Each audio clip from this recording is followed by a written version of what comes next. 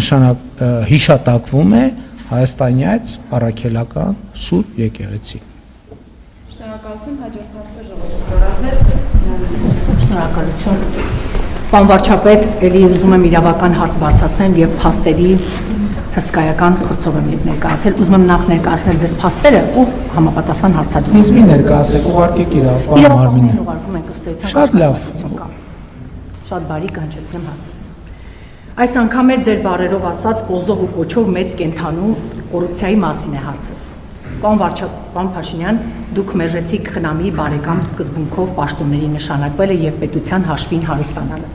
Հիմա ձեր թիմակիցները անում են ճիշտ հակառակը։ Խոսքը ԿՊ խմբակցության ղեկավարի մասին է։ Նրա կինը Հայփոստի շարքային աշխատակցից դարձավ տնօրեն եւ ձեզանից կրկնակի բարձր աշխատավարձ է ստանում՝ մոտ 3 միլիոն։ Բացի այդ, Հայկ Կոնջորյանը խարդախության գործով անցած իր եղբոր հետ այնպես է դասավորել գործերը, որ առինջում կառուցապատողի հայտարարած գնից էժան 1 քառակուսի մետրը ընդամենը 300,000 դրամով, վաճառքի գինը 420,000 դրամ է, առանձնատուն է գնել։ Նույն կառուցապատողից բնակարան է գնել նաև Հայկ Կոնջորյանի մայրը եւ քույրը։ Այդ ընկերության տնօրենը եղել է Կոնջորյանի եղբայրը։ Հետքրատվականը բացահայտեց, որ նրանք էժան են ձևակերպել տունը, որպեսզի եկամտարկից օգտվեն։ Այստեղ այն մեծ կենթանին չկա։ Երկրորդ դրվագը։ Ժողովուրդ օրաթերթը փետրվարի 19-ին բացահայտեց, որ Հայկ Կոնջորյանի եղբայրը վարորդական իրավունքի զրկված լինելով մեքենա է վարել նրան տուգանել են։ Բայց որպեսզի նախկինում դատապարտված լինելը խիստ բաժի չծամանի, գործում հայտնվել է ենթադրյալ կեղծ տեղեկանքը, որ Կոնջորյանը խիստ պատիժ չկրի։ Հայաստանի Հանրապետության ոստիկանությունը պնդում է, թե նման տեղեկանք քննչական կոմիտեն չի տվել,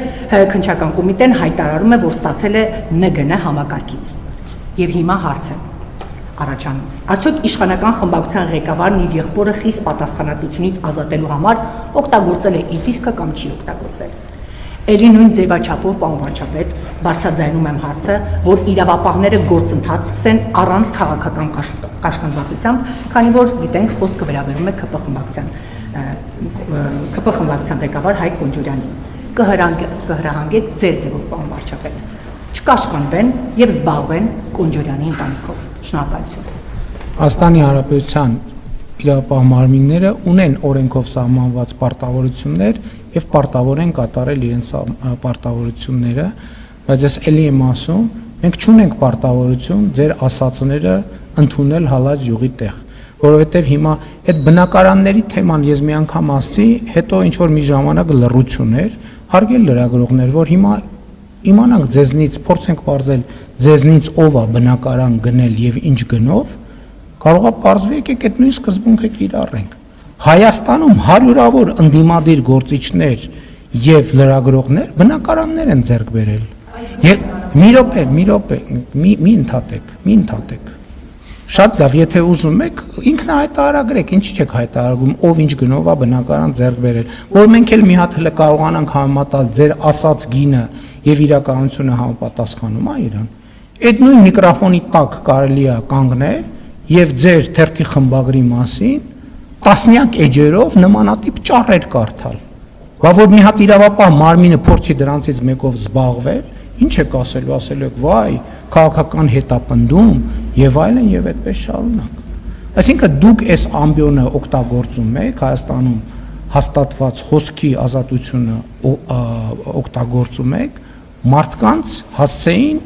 ուղակի մերկապարանոց մեղադրանքներ շպրտելու այդ պրինտ արած թղթե այդ փաստերը դուք եք գրել, դուք եք մի րոպե լսեք ինչ տարբերություն ձեր հետքի եւ ազատություն ռադիոկայանի միջեւ ես ոչ մի տարբերություն չեմ տեսնում եւ ասենք ենթադրենք բանի մյուս ռադիոկայանը ոնց էր ռուսական Սպուտնիկի ու ազատության ռադիոկայանի միջև ոչ մի տարբերություն ես չեմ տեսնում եւ ձեր եւ հետքի միջև էլ ոչ մի տարբերություն չեմ տեսնում Էլ չեմ ասում որ էլի ասում եք հայփոստի աշխատող հայփոստի աշխատող մարդը աշխատել է հայփոստում կարիերային առաջընթաց ա ունեցել այսինքն ինքը աշխատում էր մի հատ ուրիշ տեղ բերեցին այդտեղ իսկ ինչի ինքը չի կարող աշխատել Ինքը եկել աշխատավարձը բարձրացրել է, թե վերջին 10 տարում այդ նույն աշխատավարձն է։ Այսինքն այս հարցեր են, որոնց պետք է անդրադարձ ունենանք, թե չպետք է անդրադարձ ունենանք։ Բա այդքան ուրիշների աշխատավարձերով հետաքրքրվում եք, ձեր աշխատավարձերով ինչի՞ չեք հետաքրքրվում։ Ձեր աշխատավարձը ինչքանն է հայտարարագրվում եւ ինչքանը չի հայտարարագրվում։ Այսօր գալիս եք միկրոֆոնների տակ կանգնում, ինչ դուք հանրային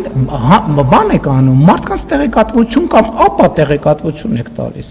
Գալիս միկրոֆոնների տակ կանգնում եք, հրեշտակի թևերը բացում ու սկսում գետնից բարձրանալ։ Այսինքն դա ինչ եք ուզում ապացուցեք։ Ուղարկեք այդ փաթեթը մնացած տոննաներով մակուլատուրան ուղարկեք իրավապահ մարմիններին։ Վարչապետը ոչ քննիչ է, ոչ հետաքննիչ է։ Վարչապետը ասում է իրավապահ մարմինները ունեն օրենքով սահմանված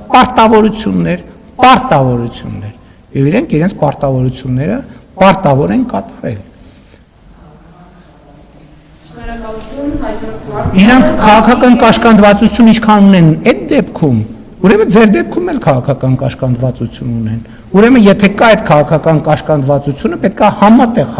միաժամանակ հաղթահարվի այդ քաղաքական կաշկանդվածությունը։ Բայց ո՞նց է մարդուն կանչում են, որ քրեական գործը կարճեն, 4 օր աղմուկ է, ստորագրահավաք է։ Այսինքն ինչ կամ տարբերակ կամ չեն հասկանում, այսինքն այդ համքարությունը այնքան գրագիտություն չունի, որ տարբերակի քրեական գործի կարճումը քրեական հետապնդումից, կամ որ ավելի վատ է, գիտի եւ հիբրիդային գործունեությամբ զբաղված։ Խնդրեմ։ Պարոն վարչապետ, քիչ առաջ ասացիք, որ որոշ ուժեր, որոշ